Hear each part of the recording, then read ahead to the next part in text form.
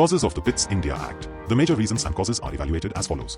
1. Confusion in the government of Bengal under the company. The Regulating Act brought in 1783 and the Indian administration started its work under it. However, the Governor-General of Bengal remained in conflict with his council. The executive work of the Indian administration suffered due to their clashes with the Governor-General. The presidencies were made subordinate to the Governor-General in council. But the governors of the presidencies did not care to seek directions from him and worked independently, taking recourse to the plea of exigencies. The Supreme Court of Calcutta came in conflict with the local courts and the Governor-General and his council. The Supreme Court knew only English law, and that created numerous problems for Calcutta and London. 2. Corruption in the government of India under the company. The legislation of 1773 aimed at curbing the corruption in the British Indian administration. Most of the colleagues of the Governor-General in council and officials of presidencies were reported to have become fortune hunters. Barwell, Francis, and Justice Impey were accused of accumulating huge wealth. Similar reports appeared against the provincial governors. All such reports were received in the British Parliament with dismay and consternation and could not remain dormant on this issue for a long time. 3. The loss of American colonies. Britain lost all her colonies in North America after the American War of Independence. Britain could not let it happen in India, as India had more economic potential to cover up and compensate for her losses in America. India was the brightest jewel in the crown of His Majesty, and the British statesmen directed their attention to preserve it. Such a sentiment was echoed in the speeches of the Prime Minister Pitt the Younger in the Parliament. In short, the loss of American colonies urged the Parliament to focus on saving Indian possessions by constitutional measures. 4. Welfare of the nation. A company of Britain had acquired territorial possessions and a trade monopoly in India in tough competition with Dutch and French companies.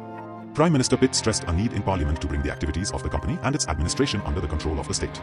In addition to that, the British legislators were also concerned with the mishaps and mismanagement under the Regulating Act. The British sensibility did not allow them to tarnish their legal prestige. Therefore, the British Parliament was ready to legislate. 5. Constitutional Crisis of 1782. The British Parliament started receiving complaints of maladministration in India soon after the Regulating Act was enforced. Finally, in 1781, the Parliament established a select committee and secret committee to inquire into the administration of justice in Bengal and the reasons for the war in Carnatic.